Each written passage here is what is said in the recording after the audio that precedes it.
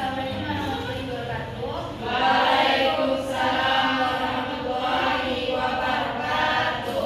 Dari kelompok kami akan menjelaskan tentang penelitian studi tokoh atau studi pemikiran tokoh. Nah, di sini studi pemikiran tokoh itu merupakan suatu kajian sistematis terhadap pemikiran atau gagasan seorang tokoh atau pemikir.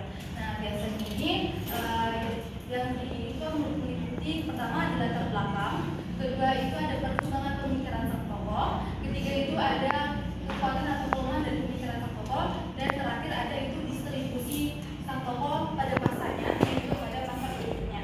Nah, penelitian studi tokoh ini relatif cepat karena pertama itu hanya memerlukan satu tokoh saja, satu tokoh penelitian. Terus setelah itu yang dikajinya juga itu didapat dari biografi, wawancara, dan juga dokumentasi. Nah, terus secara aksiologis pemikiran studi tokoh ini dapat dilihat dari budaya gunanya dan juga dari keteladanan sang tokoh dan juga nilai-nilai dari pemikiran sang tokoh. Oke, selanjutnya contoh dari studi tokoh ini.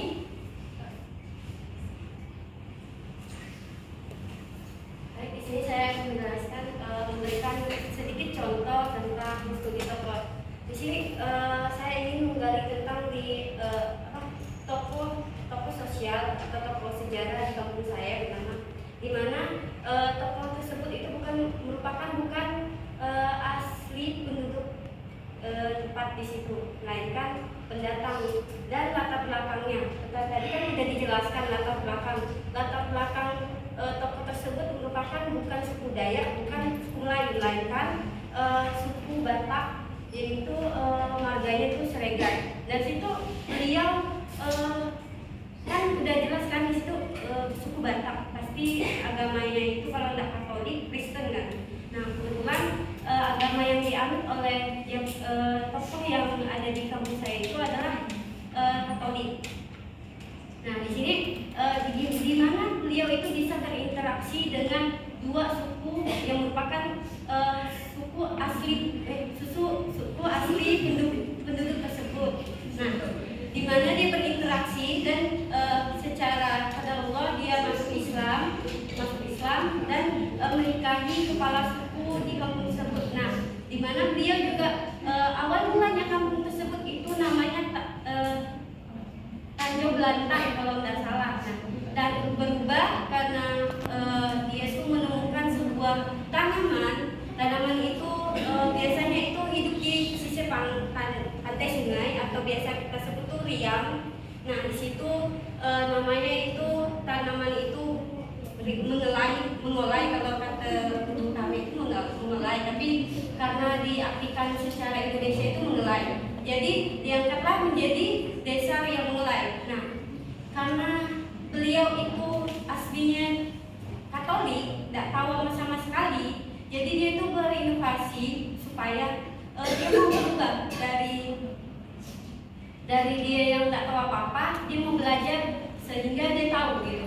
Nah, contohnya dia bisa membangun masjid di kampung tersebut. Kampung tersebut itu merupakan kampung terbesar di Kecamatan Boyan Tanjung. Nah, situ awal mulanya kampung dari Betung sampai ke Sukma itu namanya Desa Remulai. Tapi karena beliau wafat, jadi kampung tersebut pecah. Jadi menjadi beberapa kampung gitu.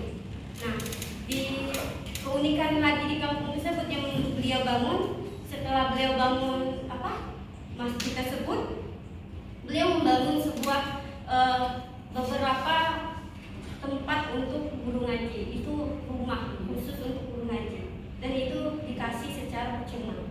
Bayangkan bagaimana dia berinteraksi dengan suku Dayak, suku Melayu, sedangkan latar belakang dia seorang suku Dayak, suku Batak. Nah, di situ kita bisa menggali tentang bagaimana sih tema yang bisa kita angkat. Nah, yang saya bisa ambil di sini itu tentang PPKN, yaitu tema tentang berbeda itu indah kelas 3 SD. Mungkin bisa ada yang ditanya? Atau lanjut presentasi tersebut?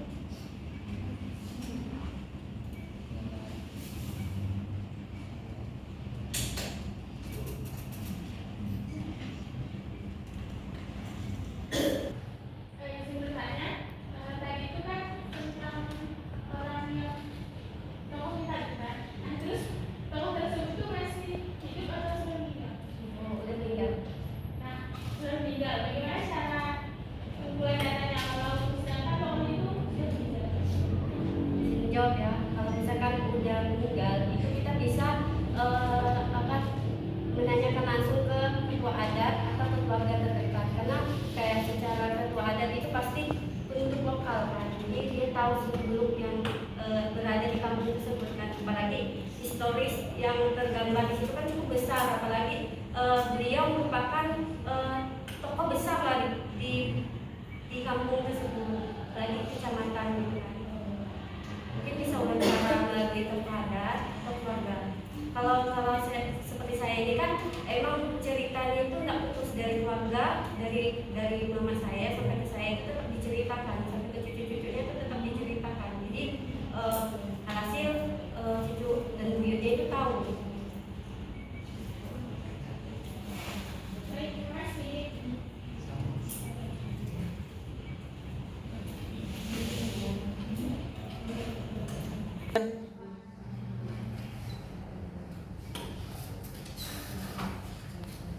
Baiklah, itu yang sudah dijelaskan Mirza. Jika seorang peneliti ingin meneliti studi tokoh itu harus memiliki atau memperhatikan 3 aspek. Yang pertama itu ada integritas tokoh, di mana integritas tokoh itu sudah dijelaskan Mirza, yaitu dari latar belakang. Yang kedua itu harus memperhatikan karyanya, di mana dari cerita tersebut itu karyanya itu berupa membangun masjid. Nah, yang ketiga itu ada kontribusi terhadap masyarakat, contohnya itu pada kampung tersebut itu nenek tersebut itu, kakek tersebut itu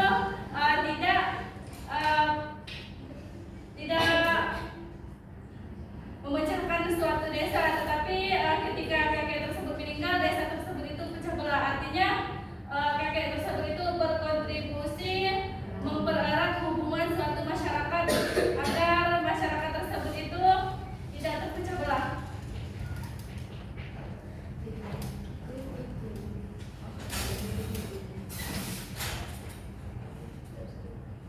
Nah, selanjutnya itu ada tujuan dari penelitian adat ini bertujuan untuk mencari sebuah pemahaman yang komprehensif tentang pemikiran, gagasan, konsep dan teori seseorang tokoh yang dikaji. Nah, secara spesifiknya tujuan penelitian tokoh itu untuk memperoleh gambaran yang utuh tentang persepsi, motivasi, aspirasi dan ambisi, dan bahkan prestasi sang tokoh tentang bidang yang digelutinya. Berikutnya ada untuk memperoleh deskripsi yang utuh dan objektif tentang teknik dan strategi yang digunakan dalam melaksanakan bidang yang digelutinya. Nah, selanjutnya itu bertujuan untuk menunjukkan originalitas atau pemikiran, sisi kelebihan dan kelemahan sang tokoh yang dikaji. Nah, langkah dalam mengambil studi tokoh ini ada 5. Yang pertama, menentukan tokoh yang dikaji.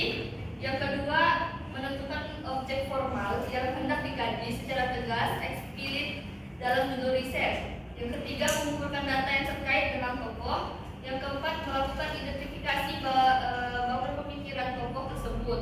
Yang terakhir yaitu melakukan penyimpulan sebagai jawaban atas problem riset tersebut.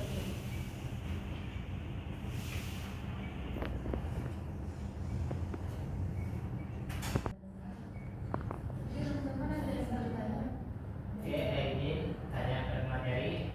Tadi nama tokoh yang diceritakan itu siapa ya kalau bilang?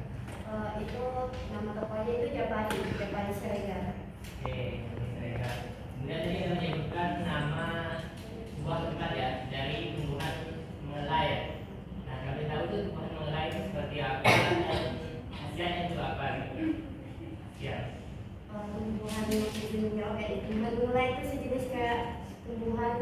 tahu rumput gajah nggak? Tahu. Nah, contohnya tuh kayak sejenis padi, umur padi, tapi daunnya tuh lebar, lebih lebar dari padi.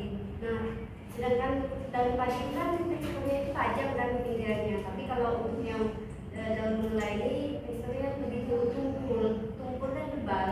Jadi daunnya itu bisa bermanfaat dan bermanfaat juga, dan ada umbi, kayak sejenis umbi di dalam itu juga bisa digunakan. Nah, itu dulu karena di situ ada suatu penyakit wabah, kalau nggak salah itu kayak muntaber, demam pada anak-anak kecil. Nah, itu biasa digunakan untuk meredakan nyeri, dan kayak biasa kalau anak kecil yang baru lahir itu biasa demam tinggi, biasanya itu ditumbuk, baru dikasih ke diolesin airnya itu dikerak. Biasanya inti sari dari tumbuhan tersebut tuh biasanya digunakan untuk meredakan panasnya. Ampas-ampasnya juga berfungsi. Jadi kalau yang saya ketahui ya, itu dari sumber langsung dari mama saya itu, dia bilang kalau dari tanaman itu yang berfungsi semua, dari akar, buntutnya sampai daunnya itu, sampai bahkan bunga juga berfungsi. Maka sang tokoh tersebut mengambil nama tersebut sebagai nama